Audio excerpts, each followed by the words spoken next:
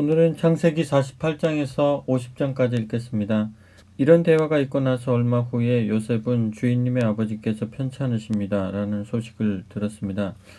그는 자신의 두 아들 므낫세와 에브라임을 데리고 야곱에게로 갔습니다. 야곱은 당신의 아들 요셉이 왔습니다 라는 말을 듣고 기운을 내어 침상에서 일어나 앉았습니다. 야곱이 요셉에게 말했습니다.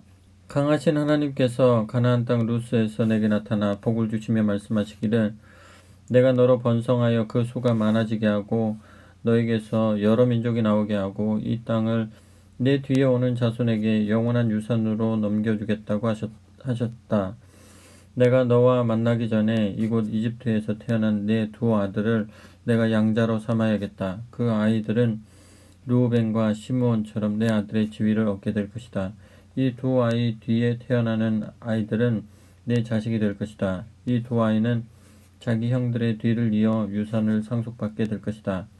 내가 그렇게 하려는 것은 내가 밧단을 떠나 가나안 땅으로 돌아가던 길에 슬프게도 내 어머니 라헬이 지금은 베들레헴이라 하는 에브라스에 거의 다 와서 죽고 말았기 때문이다. 그러고 나서 야곱이 요셉의 아들들을 보고 물었습니다. 이 아이들은 누구냐? 요셉이 아버지에게 말했습니다. 이 아이들은 하나님께서 이곳에서 제게 주신 제 아들들입니다. 그러자 야곱이 말했습니다. 내가 축복할 수 있도록 그 아이들을 내게 데려오너라. 이스라엘은 나이가 많아 시력이 떨어져서 거의 앞을 볼 수 없었습니다. 그래서 요셉이 그들을 가까이 데려갔습니다. 연로한 이스라엘이 그들에게 입을 맞추고 껴안았습니다. 그런 다음 요셉에게 말했습니다. 내가 너의 얼굴을 다시 보리라고는 생각지도 못했는데 하나님께서는 내 아이들까지 보게 해주셨구나. 요셉은 그들을 이스라엘의 무릎에서 물러나게 하고 얼굴을 땅에 대고 엎드려 절했습니다. 그런 다음 두 아이를 데려다가 오른손으로는 에브라임을 이끌어 이스라엘의 왼편에 서게 하고 왼손으로는 므낫세를 이끌어 이스라엘의 오른편에 서게 했습니다. 그러나 이스라엘은 두 팔을 엇갈리게 내밀어 오른손을 작은 아들 에브라임의 머리에 얹고 왼손은 맏아들 므낫세의 머리에 얹었습니다. 그런 다음 그들을 축복했습니다. 저의 조상 아브라함과 이삭을 당신 앞에서 걷게 하신 하나님, 제가 태어난 날부터 지금까지 줄곧 저의 목자가 되어주신 하나님, 온갖 해악에서 저를 구해주신 하나님의 천사께서 이 아이들에게 복을 내려주십시오. 저의 이름이 이 아이들의 삶 속에서 메아리치게 하시고 제 조상 아브라함과 이삭의 이름도 이 아이들의 삶 속에서 살아있게 하소서. 이 아이들이 자라서 그들의 자손이 이 땅을 덮게 하소서. 요셉은 아버지가 오른손을 에브라임의 머리에 얹은 것을 보고 아버지가 실수한 것이려니 생각했습니다. 그래서 아버지의 오른손을 잡고 에브라임의 머리에서 므낫세의 머리로 옮기며 말했습니다. 아버지, 손을 잘못 얹으셨습니다. 다른 아이가 맏아들이니 그 아이의 머리에 오른손을 얹으십시오. 그러나 그의 아버지는 그렇게 하기를 마다하며 말했습니다. 내 아들아, 나도 안다. 내가 무엇을 하는지 나도 안다. 므낫세도 민족을 이루어 크게 될 것이다. 그러나 그의 아우가 더 크게 되고 그의 후손은 민족들을 부유하게 할 것이다. 그러고는 두 아이에게 축복했습니다. 이스라엘 백성이 너희의 이름으로 이렇게 축복하리라. 하나님께서 너를 에브라임과 므낫세처럼 되게 해주시기를. 이렇게 함으로써 그는 분명하게 에브라임을 므낫세 앞에 내세웠습니다. 이스라엘이 요셉에게 말했습니다. 이제 나는 곧 죽을 것이다. 하나님께서 너와 함께 계셔서 내가 내 조상의 땅으로 무사히 돌아갈 수 있게 해주시기를 빈다. 너는 형제들 가운데 첫째나 다름이 없으니 내가 칼과 활로 아모리 사람의 손에서 빼앗은 산등성이 땅을 너에게 선물로 준다. 야곱의 아들들을 불러 말했습니다. 내게로 모여라. 장차 너희에게 일어날 일을 일러주겠다.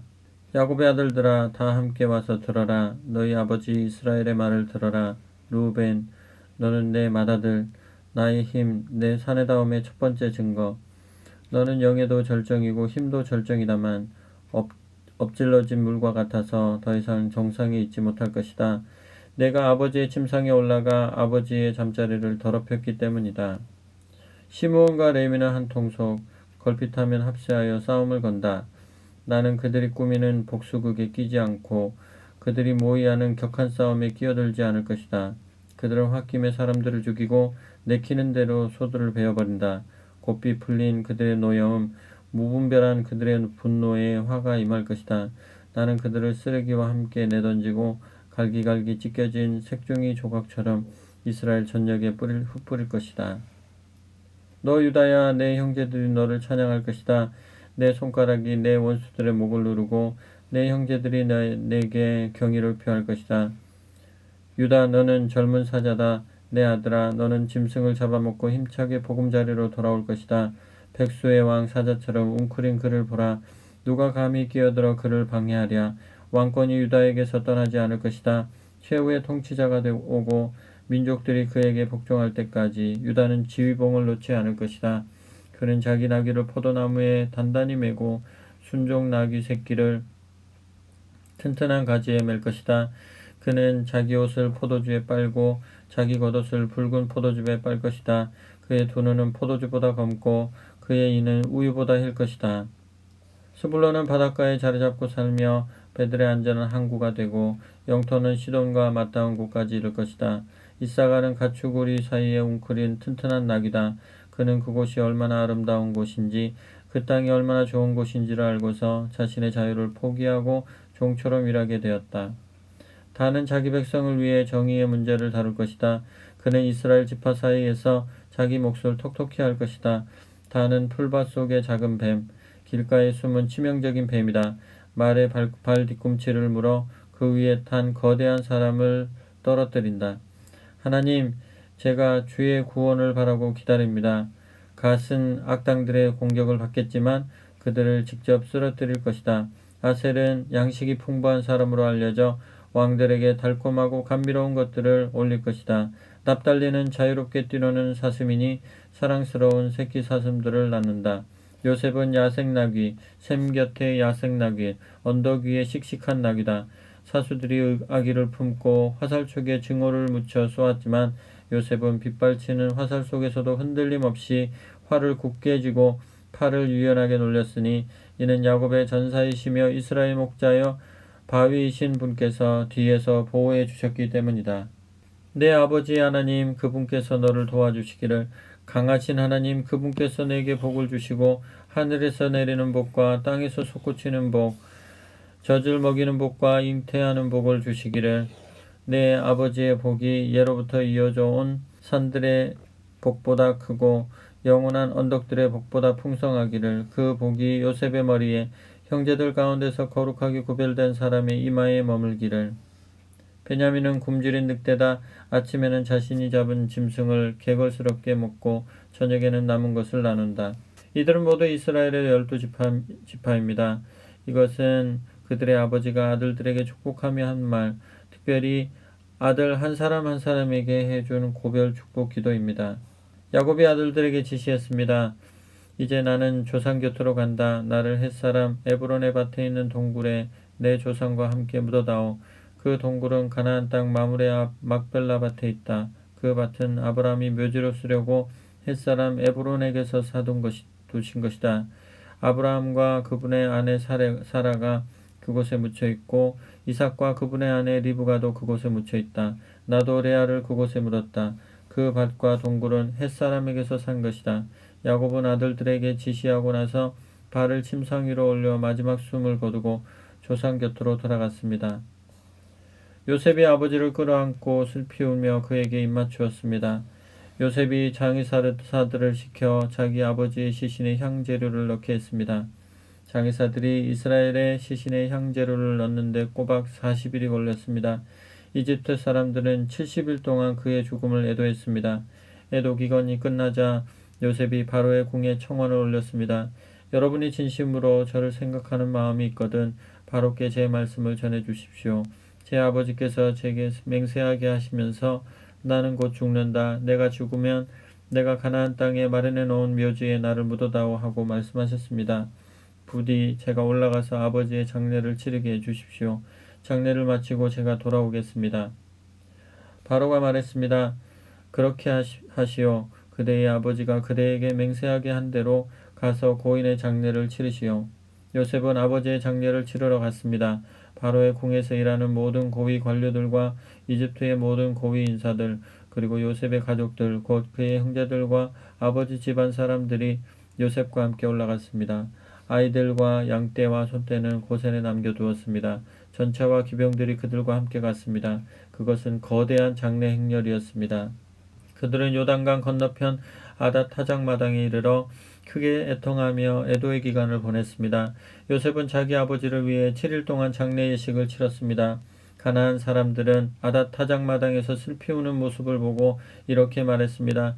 이집트 사람들이 진심으로 애도하는구나. 그리하여 요단강가에 있는 그곳이 아벨 미스라임, 이집트 사람들의 애도라고 불리게 되었습니다. 야곱의 아들들은 아버지가 지시한 대로 행했습니다. 아버지의 시신을 가나안 땅으로 모셔다가 마므레 앞 막벨라 밭에 있는 동굴에 묻었습니다. 그 밭은 아브라함이 햇사람 에브론에게서 묘지로 사들인 것이었습니다. 요셉은 아버지의 장례를 치르고 나서 이집트로 돌아왔습니다. 아버지의 장례를 치르러 요셉과 함께 갔던 형제들도 그와 함께 돌아왔습니다. 장례를 치르고 나서 요셉의 형들이 서로 말했습니다. 요셉이 우리에게 원한을 품고 우리가 그에게 저지른 모든 악을 되갚으려고 하면 어떻게 하지? 그래서 그들은 요셉에게 이런 전가를 보냈습니다. 아버지께서 돌아가시기 전에 분부하시기를 요셉에게 전하여라. 내 형들이 너에게 아주 참 못된 짓을 했으나 너는 내 형들의 죄, 그들의 모든 잘못을 용서해 주어라고 하고 말씀하셨습니다. 그러니 아우님, 아버지께서 섬기시던 그 하나님의 종들인 우리가 지은 죄를 용서해 주시겠습니까? 요셉은 이 전가를 받고 울었습니다. 요셉의 형들이 직접 와서 요셉 앞에 엎드려 말했습니다. 우리가 아우님의 종이 되겠습니다. 요셉이 대답했습니다. 두려워하지 마십시오. 내가 하나님을 대신하겠습니까? 보다시피 형님들이 나를 해치려고 악한 일을 꾸몄으나 하나님께서는 그 계략을 선으로 바꾸셔서 나를 이롭게 하셨고 지금 형님들 주위에서 이루어진 모든 일에서 보는 것처럼 수많은 사람들도 살리신 것입니다. 두려워할 이유가 없으니 마음 편히 지내십시오. 제가 형님들과 형님들의 자녀들을 보살피겠습니다.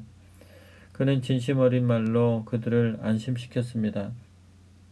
요셉은 아버지의 집안 식구들과 함께 이집트에서 살았습니다. 그는 110년을 살면서 에브라임에게서 증손자를 보았습니다. 므낫세의 아들 마길의 아들들까지도 요셉의 자식으로 인정을 받았습니다. 마침내 요셉이 형제들에게 말했습니다. 나는 곧 죽습니다. 하나님께서 반드시 여러분에게 찾아오시고 여러분을 이 땅에서 이끌어내셔서 아브라함과 이삭과 야곱에게 엄숙히 약속하신 땅으로 돌아가게 하실 것입니다.